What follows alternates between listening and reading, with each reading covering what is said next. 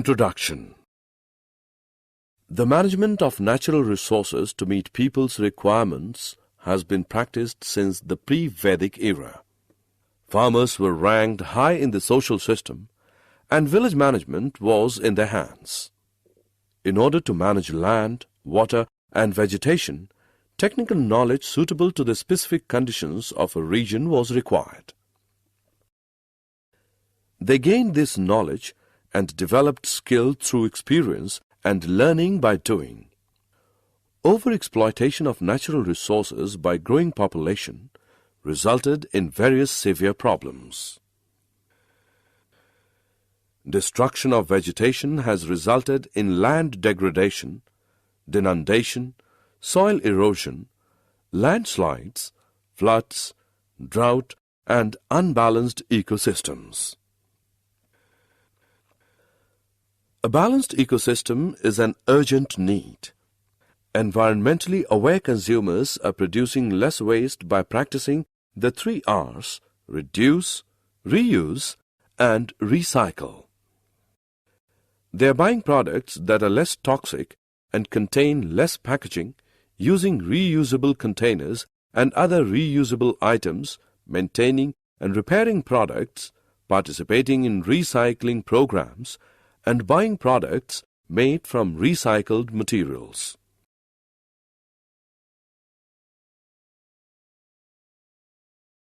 Objectives. At the end of this lesson, you'll be able to express the necessity of resources, explain the distribution of forests, wildlife, and their sustainable management, describe the method of rainwater harvesting, identify the importance of fossil fuels like coal and petroleum.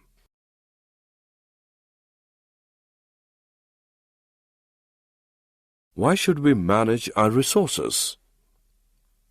Not surprisingly, exploration and development of our natural resources has spin-off benefits, especially in construction, manufacturing, and professional, scientific, and technical services. Most of the growth in the economy comes from natural resources like diamonds, oil, and gas especially. And the linkages between the resource activity and other sectors, such as retail trade, are not as strong as they could be. While this growth is good news, it means that much of the natural resources are being used off. There are some resources which cannot be replaced, so it is our duty to take proper care of them. Forests and wildlife. The forest is a complex ecosystem consisting mainly of trees that have formed a buffer for the earth to protect life forms. The trees which make up the main area of the forest create a special environment which in turn affects the kinds of animals and plants that can exist in the forest. The FAO, Food and Agriculture Organization, has defined forest as land with tree crown cover or equivalent stocking level of more than 10% and area of more than 0.5 hectare. The trees should be able to reach a minimum height of 5 meters at maturity. In the tropical and subtropical region, forests are further subdivided into plantations and natural forests. Natural forests are forests composed of indigenous trees not deliberately planted. Plantations are defined as forest stands established by planting and seeding in the process of afforestation or reforestation. There are about 16 major types of forests in India, from the tropical type to the dry type. Forests can develop wherever there is an average temperature greater than about 10 degrees Celsius in the warmest month and an annual rainfall in excess of about 200 mm annually. In any area having conditions above this range, there exists an infinite variety of tree species grouped into a number of stable forest types that are determined by the specific conditions of the environment there. Forests can be broadly classified into many types, some of which are the taiga type, consisting of pines, spruce, etc., the mixed temperate forests with both coniferous and deciduous trees, the temperate forests, the subtropical forests, the tropical forests, and the equatorial rainforests. In India, it is believed that organized exploitation of forest wealth began with an increase in hunting. Ashoka the Great is said to have set up the first sanctuary to protect the forests and all life in it. The Mughal rulers were avid hunters and spent a great deal of time in the forests. It was during the British rule that the first practical move towards conservation in modern times took place. They established reserved forest blocks with hunting by permit only. Though there were other motives behind their move, it at least served the purpose of classification of and control over the forests. Sustainable management.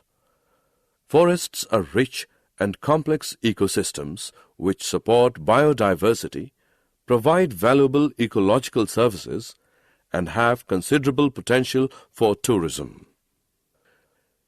In particular, millions of poor people depend on forest ecosystems for food, water, fuel, fiber, and both timber and non-timber products, indeed for their very survival.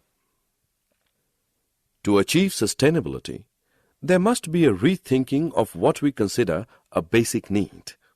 It is common in our society to say that we need a given resource, but how much of it do we really need to use? Also, how do we decide what the basic needs of our ecosystem and the organisms living within it are?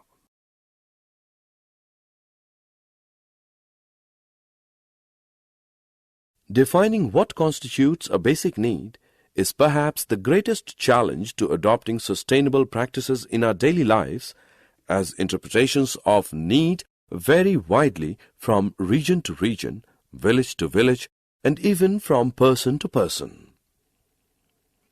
While ecologists are usually averse to putting a price on what is considered invaluable, the people argue convincingly that by not considering the economic benefits of forests, their conservation status is actually undermined because their diverse economic contributions remain largely unrecognized or undervalued.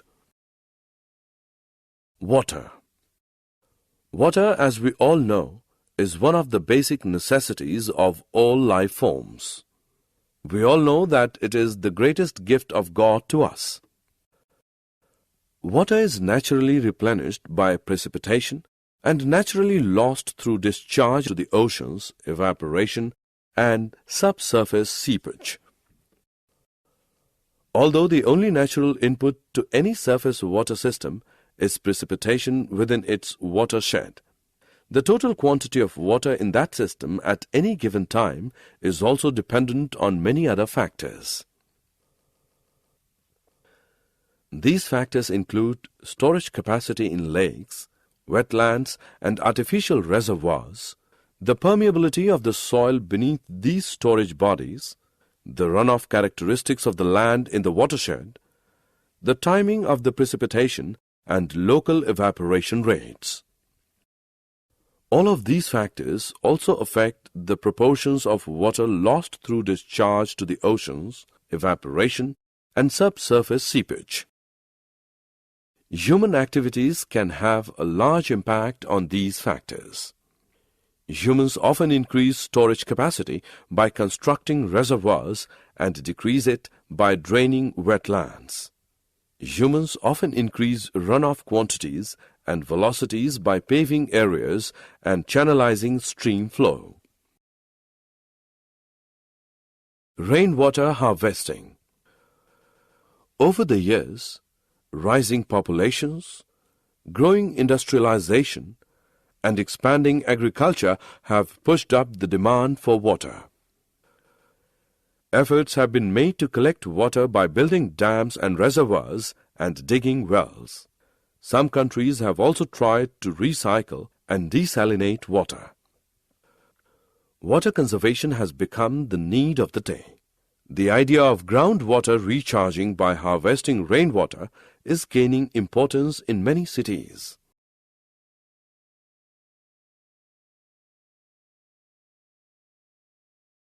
In the forests, water seeps gently into the ground as vegetation breaks the fall. This groundwater in turn feeds wells, lakes and rivers. Protecting forests means protecting water catchments. In ancient India, people believed that forests were the mothers of rivers and worshipped the sources of these water bodies. This has become a very popular method of conserving water, especially in the urban areas. Rainwater harvesting essentially means collecting rainwater on the roofs of building and storing it underground for later use. Not only does this recharging arrest groundwater depletion, it also raises the declining water table and can help augment water supply. Rainwater harvesting and artificial recharging are becoming very important issues. It is essential to stop the decline in groundwater levels, arrest seawater ingress, that is, prevent seawater from moving landward, and conserve surface water runoff during the rainy season.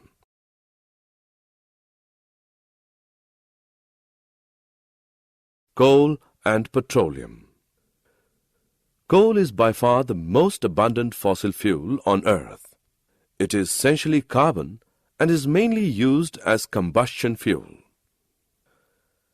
The large-scale use of coal began with the Industrial Revolution in the 19th century. As the number of industries increased, demand for more sources of energy grew. Coal is the product of plants, mainly trees that died tens or hundreds of millions of years ago. Due to waterlogging in low-lying swampy areas or in slowly sinking lagoons, dead trees and plants did not decompose as they normally would. The dead plant matter was covered with water and protected from the oxidizing effect of air. The action of certain bacteria released the oxygen and hydrogen, making the residue richer and richer in carbon. Thick layers of this carbon-rich substance, called peat, built up over thousands of years. As more material accumulated above the peat, the water was squeezed out, leaving just carbon-rich plant remains. Pressure and temperature further compressed the material. This aided the process of producing coal as more gases were forced out, and the proportion of carbon continued to increase. The carbon slowly metamorphosed into coal over millions of years. Petroleum is found in porous rock formations in the upper strata of some areas of the Earth's crust. Known reserves of petroleum are typically estimated at around 1.2 trillion barrels, with at least one estimate as high as 3.74 trillion barrels. Consumption is currently around 84 million barrels per day, or 31 billion barrels per year. Because of reservoir engineering difficulties, recoverable oil reserves are significantly less than total oil in place. At current consumption levels, current known reserves would be gone in about 32 years, around 2039. However, this ignores any new discoveries, changes in demand, better technology, population growth, industrialization of third world countries, and other factors. While oil is expected to remain a major source of energy in coming years, alternative energy development such as solar power, wind power, butanol, ethanol, photovoltaic, nuclear power, hydrogen, or oil from oil shale and oil sands may increase in significance. Coal may also increase in use because of its existence in vast quantities in rapidly developing countries such as China and India, which are exempt from controls under the Kyoto Protocol.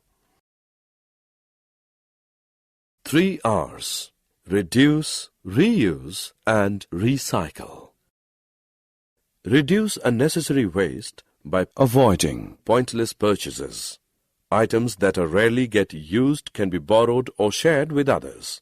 Buy bottles instead of cans and rechargeable batteries. Reuse items that you would normally consider as rubbish because sometimes it could be used for other purposes. Instead of throwing items away, reduce waste by using them for other purposes. Paper and envelopes can be used as scrap paper for making notes. Recycle the waste products from which you can conserve some amount of energy. Make sure you have a recycle bin at your home. Keep it in an obvious place so that you will not forget to use it.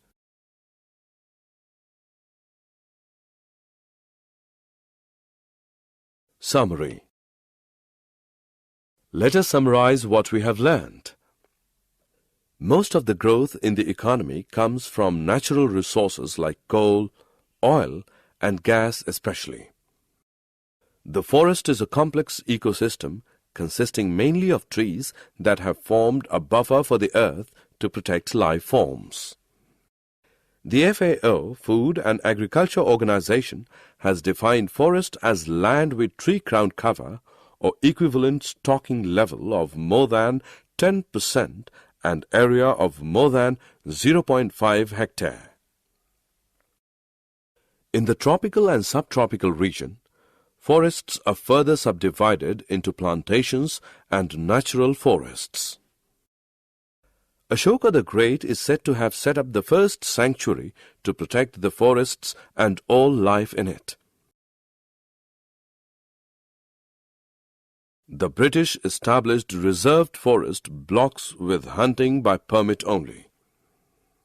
Water is naturally replenished by precipitation and naturally lost through discharge to the oceans, evaporation, and subsurface seepage. Rainwater harvesting essentially means collecting rainwater on the roofs of buildings and storing it underground for later use. Coal is the product of plants, mainly trees, that perished tens or hundreds or millions of years ago.